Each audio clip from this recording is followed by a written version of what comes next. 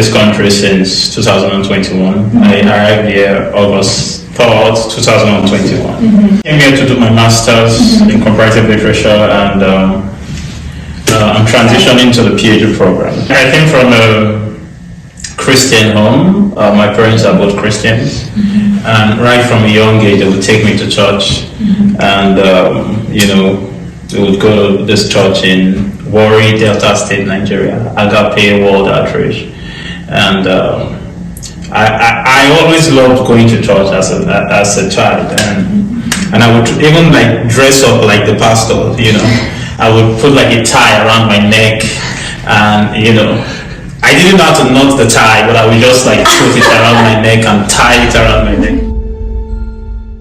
And when did you come to know Lord as like a personal father, like not just a religious figure? Just before I got into college, I remember I went to this, it was like a program they did in my church, and there was this minister that came to minister. His name was Pastor Evans. He was actually like working with my mom. We were teaching in the same school, and he carried the presence of the Holy Spirit. Wow. It was like Benny Hinn. He ministered like Benny Hinn and talked about the Holy Spirit. And I think that was the first time I started speaking in other tongues. He began to worship, and I just started to speak in other tongues. I didn't understand it then. But it was when I got into college. I got into college in around 2012, and I went to this church.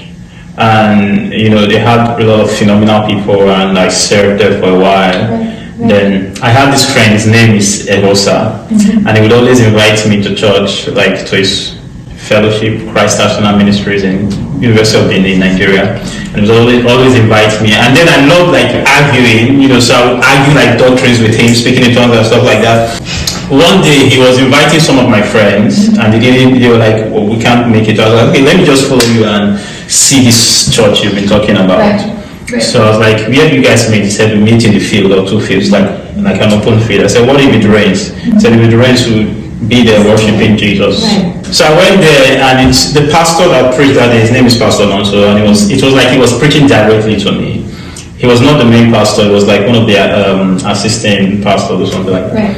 And I didn't go for like a month. Then I went there on a Friday, and that Friday I barely understood anything the pastor was saying. He was saying a lot of deep things.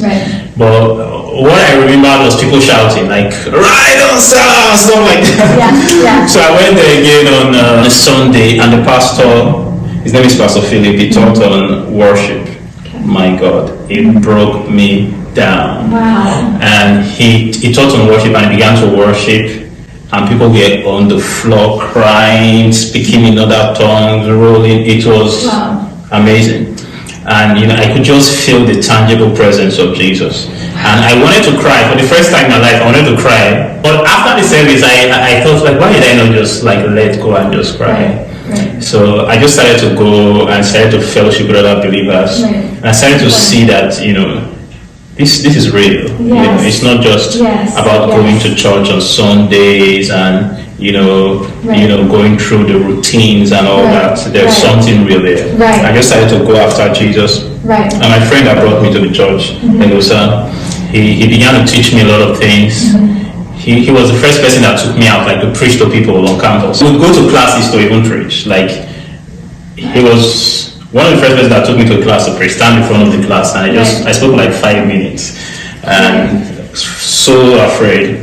But he encouraged me, and just had to go out to share the gospel with people.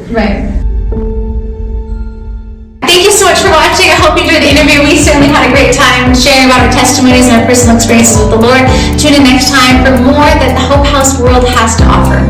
Thank you.